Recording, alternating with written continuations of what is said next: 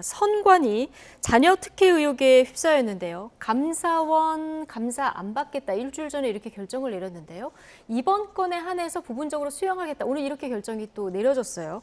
입장을 선회한 이유는 뭐라고 보십니까? 국민 여론을 무시하기가 어려웠을 거예요. 그런데다가 선관위 독립기관이다. 그 독립기관이라는 게 자식들 짬짬이로 그 아빠 찬스, 형아 찬스 쓰게 하는 그 독립적으로 그런 짓 하라고 만들어진 선관위는 아니지 않습니까? 그렇기 때문에 거기다가 독립기관임을 들이대가지고 우리는 그래서 감사원 감사 못 받겠다 그러는 것에 대해서 설득력이 없다라는 부분을 지금 스스로 인정하고 있는 겁니다. 예. 그런데 선관위가 독립기관이라는 것은 실질적으로 선거 관리를 하는데 중립적이고 독립적이어야 되는 그러한 어떤 그 당위성을 누구도 부정하기는 어려울 것입니다. 예. 그렇기 때문에 물론 국정조사도 하고 그다음에 또 권익위에서 뭐 7년 동안의 그동안에 어떤 인사 상황이 있었는지에 대해서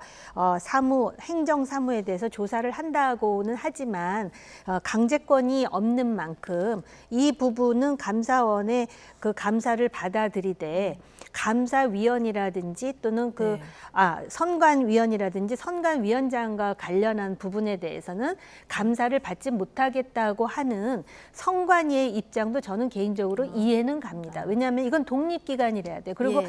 감사원과 관련해서도 지금 그 감사원의 감사위원들과 관련해서도 또 야당에서는 어떤 소위 주장을 하느냐면은 윤석열 정부에서 임명된 감사위원들 아니냐 또는 감사원 또 그 사무총장에 대해서도 여러 가지 네. 얘기가 나오는 것이 사실인 만큼 선관위의 독립성을 유지하되 요번에 이러한 행정, 인사와 관련한 잘못된 일에 대해서는 감사원의 감사를 받도록 하는 절충안이 가장 현실적이지 않을까. 물론 저 개인 생각이에요.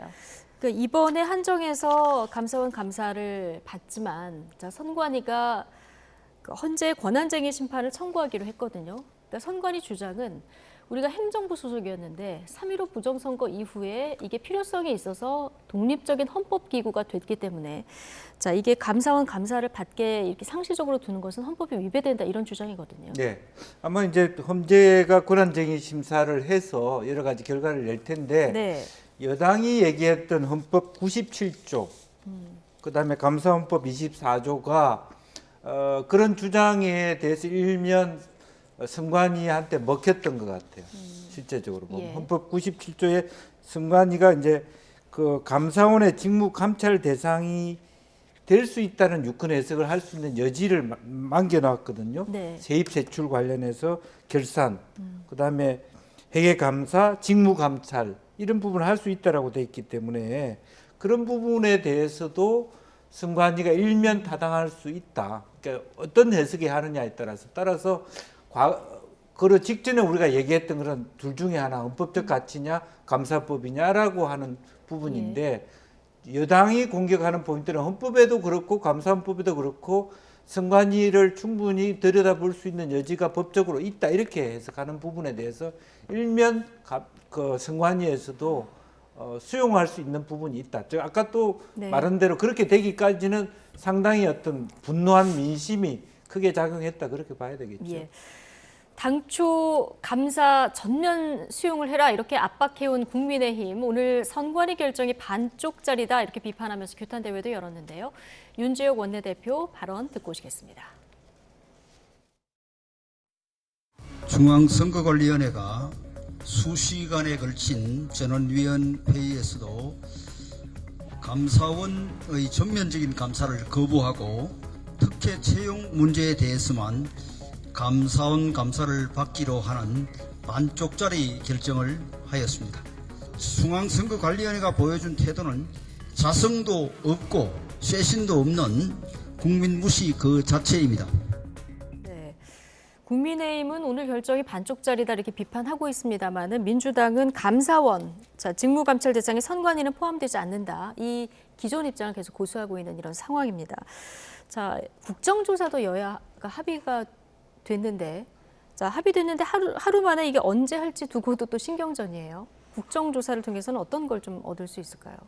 그러니까는 이제 국정조사의 범위를 어디까지 할 것인가도 아마 이제 또 정치적 공방의 대상이겠죠. 그러니까 채용 문제만 할 것이냐, 아니면은 그 소위 북한에 의해서 소위 문제가 생겼잖아요. 네. 그런 부분에 대해서까지도 포함시킬 것인가. 네. 해킹 관련해 가지고요. 뭐 그런 것 때문에 또 공방을 벌일 텐데요. 제가 볼 때는 이것이 애초에 요번에 그 문제의 단초는 채용 문제 아니었습니까? 예. 그러니까 채용 문제에 대해서 확실하게 하고 그다음에 이제 헌법 재판소에 의해서 도대체 그러면 선관위의 독립성을 어디까지 담보할 것인가의 그 답변이 또 나오지 않겠습니까?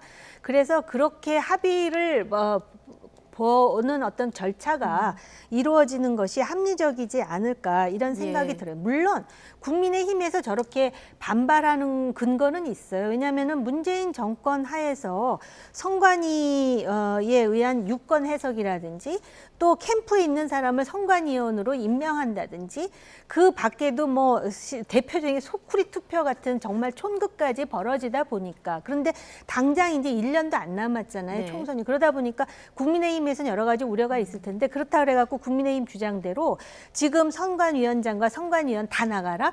이거는 또 여기 해석도 가능하지 않겠습니까? 그러니까 헌법 정신에 의거해서 선관위의 독립성을 인정하되 이런 식의 어떤 그 부패 사범에 가까운 문제에 대해서는 뭐 국정조사가 됐든 해가지고 이것을 어떤 그 기동성 있게 그렇게 조사해서 문제를 해결하는 방법으로 돼야지 이것이 계속 정치적 공방, 지금 정치 공방을 벌이는 쟁점이 한두 가지가 아닌데요.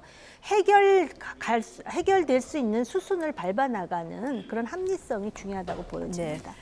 자, 마지막으로 이분 얘기를 좀 해볼 텐데요. 지난해 특별사면으로 복권된 우병우 전 민정수석 한 언론하고 인터뷰를 했더라고요. 네. 이게 지금 국정농단 사건으로 청와대에서 나온 이후 첫 인터뷰인 건가요? 글쎄요, 지금 이제 스물스물 이제 총선을 앞두고 사면을 복권했던 사람들 네.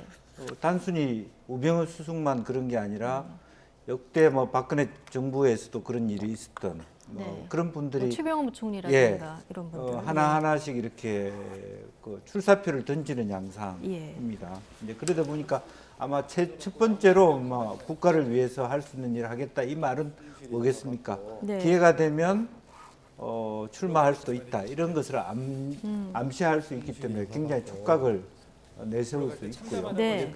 그런 의미에서 이게서 하나의 뭐 공식적으로 한편으로 보면 검사 출신의 무슨 뭐 어떤 그 공천 대상자 이런 것은 아니더라도 전직의 어떤 그런 고위공직자들 또 문제가 됐던 혹은 심지어는 그 윤석열 대통령으로부터 그 형벌을 받아서 감옥에 간 사람들도 사면돼 가지고 다시 복권돼 가지고 출마하는 이런 형태가 아마 내년 총선에 많이 볼 수 있다. 이제 그런 측면에서 상당히 이제 관심을 끌고요. 또 네. 과연 저것이 이제 끝까지 갈 수 있는가 하는 것도 막 관심의 대상이 되겠죠. 예.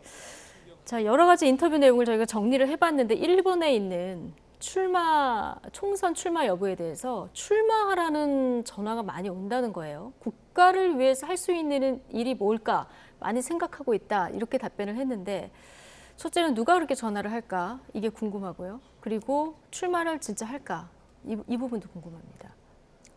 본인은 출마할 생각이 있나 봐요. 예. 나는 절대 출마하지 않겠다.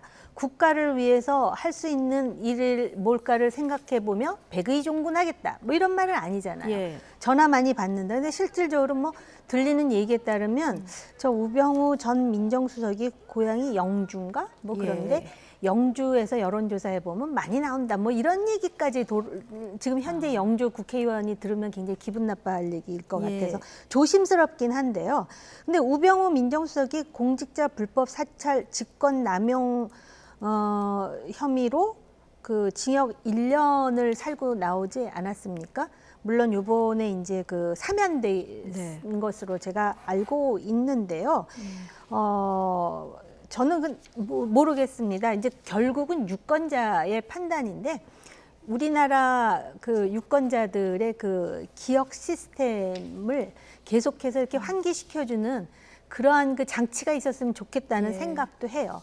왜냐하면은 나오면은 아마 그 지역에서는 그 자기 고향 출신이기 때문에 굉장히 좋은 성적으로 뭐 될지 안 될지는 모르겠는데 이것이 과연 그 보수 진영에 주는 그 함의 그리고 중도층에서 느끼게 되는 그러한 어떤 인식에 어떤 영향을 줄지에 대해서 좀 생각해 볼 필요가 있지 않나. 왜냐하면은 저는 저 우병우 민정수석 이야기가 나오니까 갑자기 저는 조국 전 민정수석이 떠올랐어요. 그 조국 그 전 장관도 본인이 절대 안 나오겠다라는 얘기는 안 하는 것으로 알고 있고 또 많은 사람들이 나올 것이다 그러고 어떤 지역에 나오면 당선될 것이다 이런 얘기를 네. 하지 않습니까? 이게 한국 정치에 바람직한지 안 한지에 대해서는 저 개인 생각은 있지만 여기서 굳이 개인 생각까지 말씀드리지는 않겠습니다. 예. 근데 아무튼 보수건 진보건 간에 법적으로 내지는 도덕적으로 저런 어떤 심판이 내려졌음에도 불구하고 또 몇 년 지나면 다시 그런 기억은 이렇게 희미해지면서 또 지역구민들에 의해서 사랑을 네. 받는 한국 정치의 현실 이것이 과연 지금 좋은 쪽으로 나가고 있는 것인지 아니면 진화하는 것인지 퇴화하는 것인지 그거에 대해서 저는 자꾸 여러 가지 생각을 하게 만듭니다. 네, 지금 화면에 나오고 있습니다만은 우병우 전 수석하면은 저 기자 질문에 레이저 눈빛 이걸로 기억하시는 분들이 굉장히 많을 텐데 여기에 대한 질문이 당연히 있었겠죠. 언론에서 만든 정치적인 프레임이었다라고 생각한다. 뭐 이런 얘기를 오늘 인터뷰에서도 했는데, 자 앞서 김영주 의원께서 뭐 우병우 전 수석뿐만 아니라 박근혜 정부 시절에 몸담았던 분들도 지금 슬슬 몸을 풀기 시작한다는 얘기가 들린다는 얘기를 해주셨는데 네. 그렇다면 이제 국민의힘 내에 있는 현역, 특히 영남권에 있는 국회의원들이 좀 불안해하겠어요. 그렇습니다. 그거는 아마 뭐 서울의 강남이나 뭐 영남이나 이런 부분들은 위에서 전략적으로 공천을 하면 바로 당선되는 부분 아닙니까? 네. 그것도 우리가 극복해야 될 과제인데 그렇기 때문에 저런 분들이 감히 말하자면 명기를 내는 것이죠. 우리 고향에 가면 그냥 고향 사람 아니냐 그 말로서 모든 문제가 해결되는 그런 과제가 여전히 대행적으로 남아 있다는 네. 것이죠. 이제 그런 것을 믿고 저런 얘기가 나오고 있다라고 하는 것들은 다시 국민 전체가 다시 상기시킬 필요가 있겠다는 생각이 듭니다. 알겠습니다. 자, 금요일 라이트 포커스 오늘 정호김, 김영주 전직 의원 두 분과 함께했습니다. 고맙습니다.